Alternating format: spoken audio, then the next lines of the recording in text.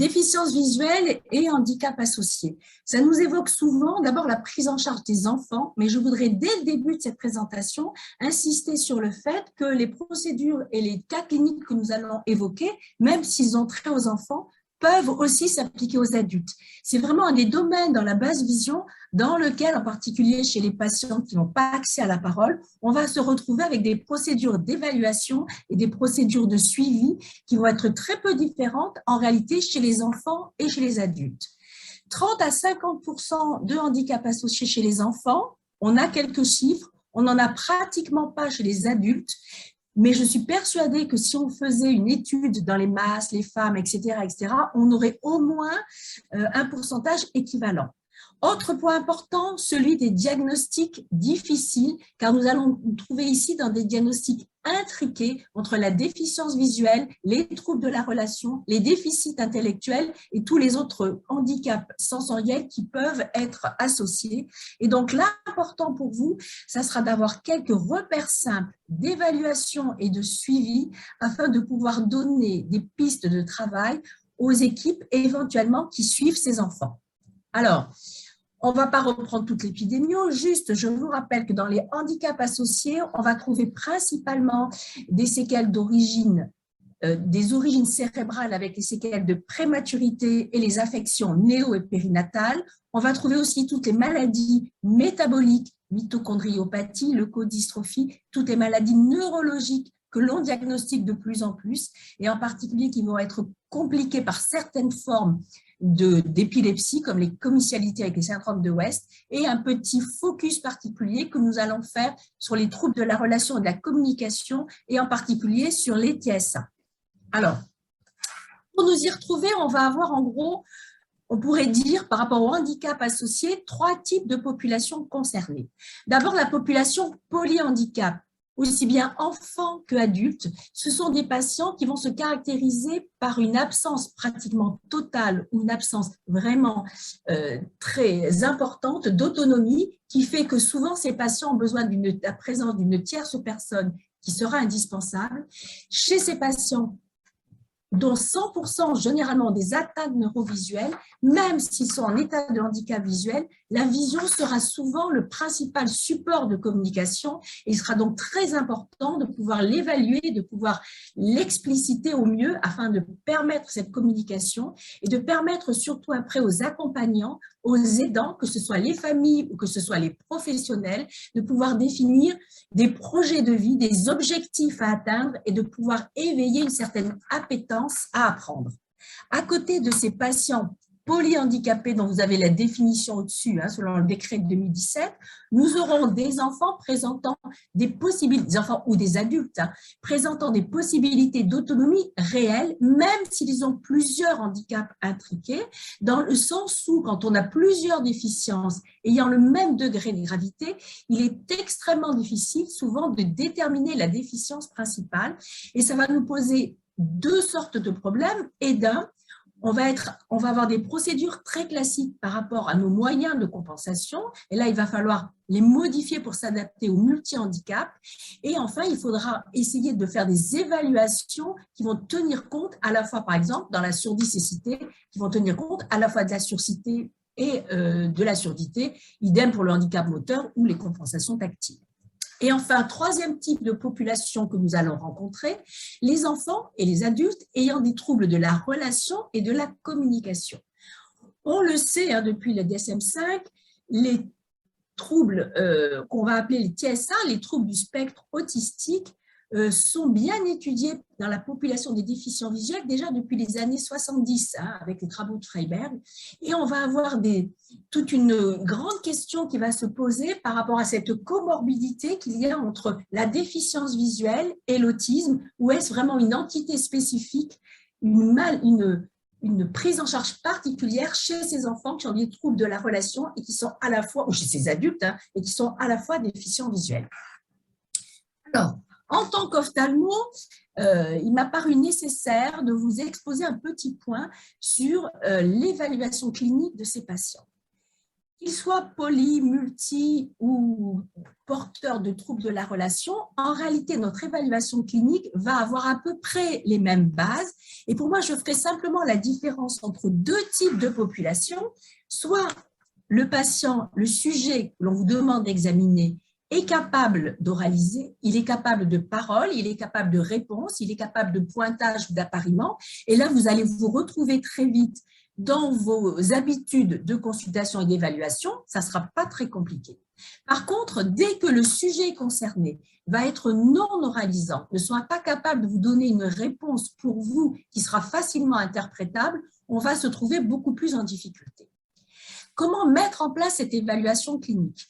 Il va d'abord falloir bien avoir en permanence à l'esprit, chez tous ces types de patients, qu'il va falloir en permanence repérer à la fois les signes de déficience visuelle d'origine oculaire, les atteintes du globe, les anomalies de la réfraction, les troubles de la motricité, et tous les signes qui vont être beaucoup plus d'origine cérébrale, les troubles de la reconnaissance visuelle, la recherche visuelle, le guidage visuel du mouvement. Et donc, en permanence, dès l'évaluation, il va falloir essayer de repérer ce qui est d'origine oculaire et ce qui est plus d'origine cérébrale ou d'origine des troubles de la relation. Comment faire cette évaluation? Bien sûr au calme, bien sûr en respectant l'horaire de consultation.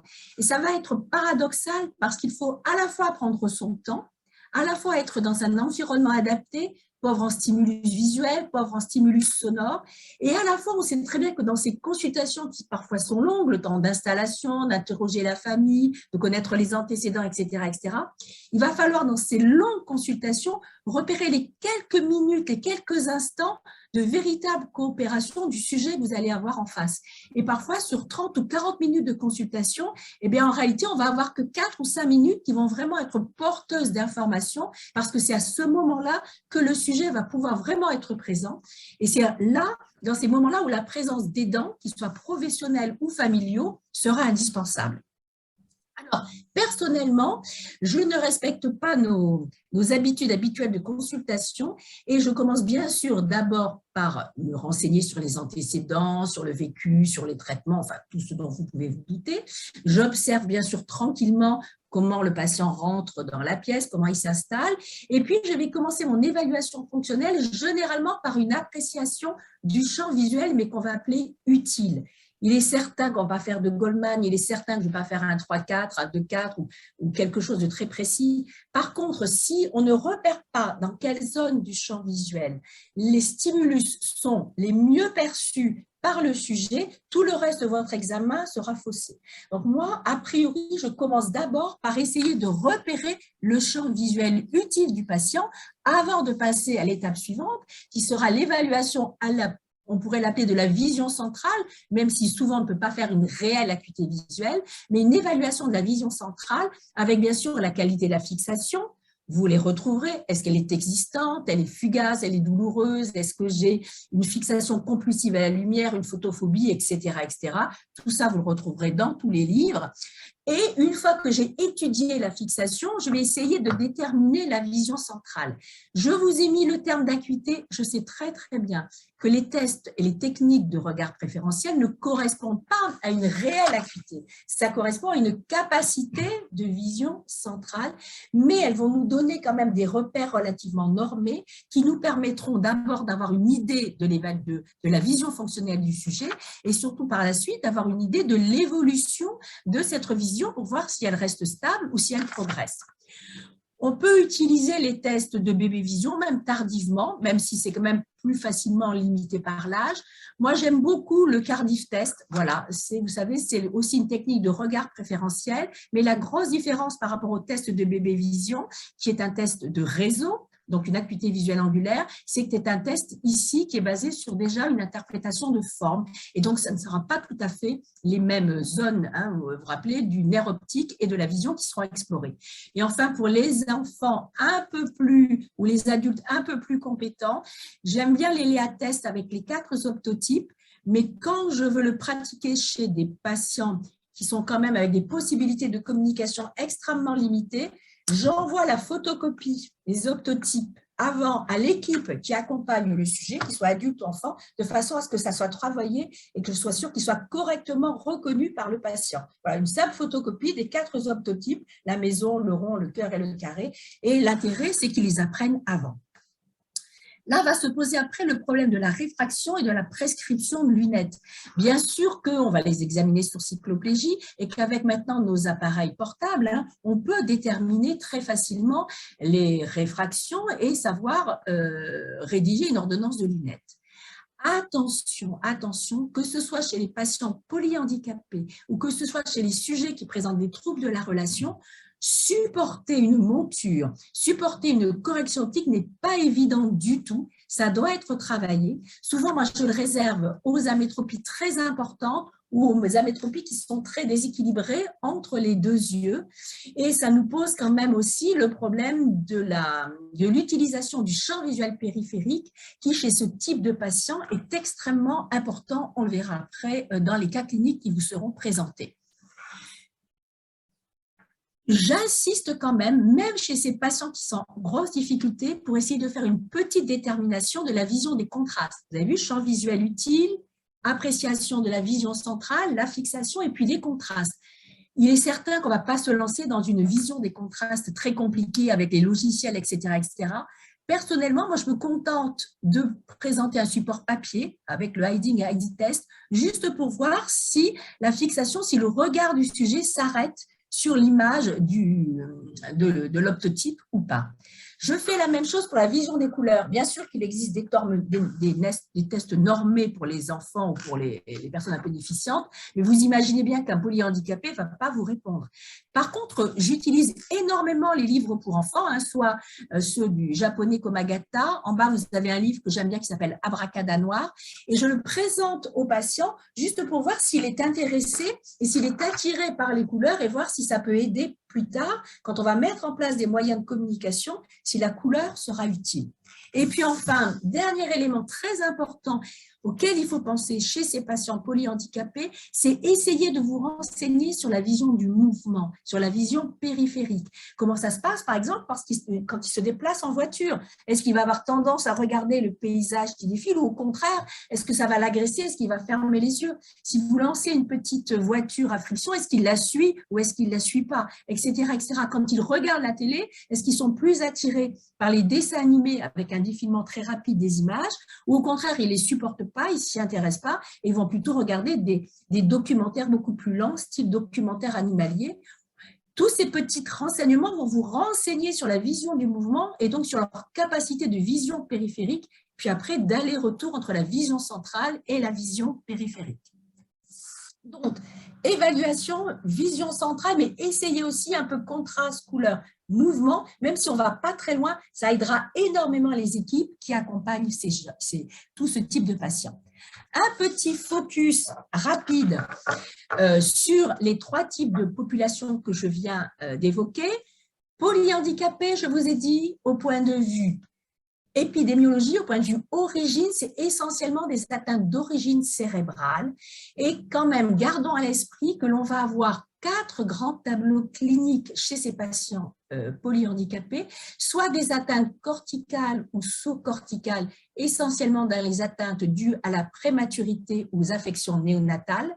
On recherchera bien sûr aussi les troubles de l'oculomotricité. Pensez aux apraxies oculomotrices. Là, je m'adresse aux orthoptistes, beaucoup plus qu'au nystagmus et au strabisme, ces apraxies oculomotrices avec ces mouvements très particuliers de tête, vous savez, avec l'absence des saccades. Et puis enfin, n'oubliez pas dans votre interrogatoire de vous renseigner, non pas sur un syndrome de West uniquement, mais toujours sur une épilepsie concomitante, parce que quand vous réalisez vos bilans, selon que le traitement soit équilibré ou pas, selon que l'adulte ou l'enfant fasse encore des crises, et selon qu'il soit plus ou moins bien équilibré, ça va vous fausser vos résultats. Attention donc à l'épilepsie. Et puis, je vous rappelle très brièvement, là, on n'a pas trop le temps, que quand c'est une origine cérébrale, eh bien, on a toujours nos deux voies qui sont impliquées. La voie ventrale, inférotemporale, qui est la voie du quoi, la voie dorsale, d'accord, pariétale, qui est la voie du ou, qui est la voie de la cognition spatiale, de la localisation des objets et des interactions visuomotrices. Et je vous rappelle juste rapidement que dans 80% des cas, voire 90%, la voie dorsale est souvent beaucoup, beaucoup plus atteinte que la voie ventrale. Comment accompagner? Quels seraient les grands principes d'accompagnement de ces personnes polyhandicapées? On va toujours avoir des grands principes. Et d'un, ça sera de déclencher l'envie de voir, de déclencher l'appétence visuelle. De deux, ça sera d'essayer de déclencher le mouvement et d'essayer de déclencher le mouvement volontaire. De trois, ça sera d'essayer de repérer quel est le mode de communication utile que l'on pourra utiliser, que ce soit des objets, que ce soit des pictogrammes, que ce soit des tablettes de style Gotok. Pour cela, il faudra structurer l'environnement, reprendre des repères, et puis on peut utiliser de façon à majorer la perception de l'espace et puis tous les équilibres multisensoriels des espaces, quand on en dispose dans les institutions, telles que les stalles Snow-Zélène. Et moi, j'aime beaucoup les stalles, les little rooms, les petites maisons que vous avez en haut, pour déclencher le repérage spatial et le mouvement volontaire. À côté de ces polyhandicapés, rapidement, les situations de multi- et de pluri-handicap. Je voudrais juste vous faire un petit focus. Rappelez-vous, et c'est important, que dès que vous avez un déficit intellectuel qui est associé au déficit visuel, le déficit intellectuel va s'accompagner lui aussi de troubles visuels, avec des troubles de la fixation qui sont bien connus, même s'ils sont à 10 dixièmes, avec généralement des troubles du balayage visuel, une préférence pour les optotypes ou pour tous les supports qui seront plutôt en noir et blanc, et une difficulté de percevoir les informations statiques périphériques. Ils vont bien percevoir généralement de façon beaucoup plus aisée le mouvement, et en fait, ils ont une difficulté de filtration des informations visuelles, et donc vous allez alléger tous les supports, même s'ils ont une bonne acuité, il faudra alléger les informations et le nombre d'informations sur tous les supports dès qu'il y a un déficit intellectuel. Bon, déficience visuelle et surdité, la langue des signes, les pictogrammes, les classeurs objets, vous connaissez, et un petit focus sur déficience visuelle et troubles moteurs. Un lien est indispensable à faire en permanence avec les kinés, qu'ils soient dans les institutions ou plus généralement, ils sont suivis en libéral. Pensez à prendre le lien avec les kinés par rapport à toutes les adaptations, à toutes les postures, que ce soit les paires de lunettes ou les adaptations dans un fauteuil ou dans un siège. Il est certain que si vous avez un blocage de nystagmus avec une tête vers le haut et que vous bloquez la tête avec une tétière, par exemple, l'enfant ne verra plus rien, l'enfant ou l'adulte ne verra plus rien. Donc, contact à prendre avec les kinés. Et enfin, dernier type dans notre déficience visuelle, dernier type de population que l'on va rencontrer, les troubles du spectre autistique. On en a et on nous en oriente, c'est vrai, actuellement de plus en plus, que ce soit dans nos CESAD ou que ce soit dans les institutions. On sait très bien que ce trouble majeur de la relation et de la communication va s'accompagner de répertoires restreints, que ce soit pour les comportements, les intérêts et les activités. Alors, depuis longtemps, on connaît les signes cliniques trompeurs et qui vont se ressembler entre les déficients visuels et les troubles du spectre autistique, que ce soit les anomalies du regard.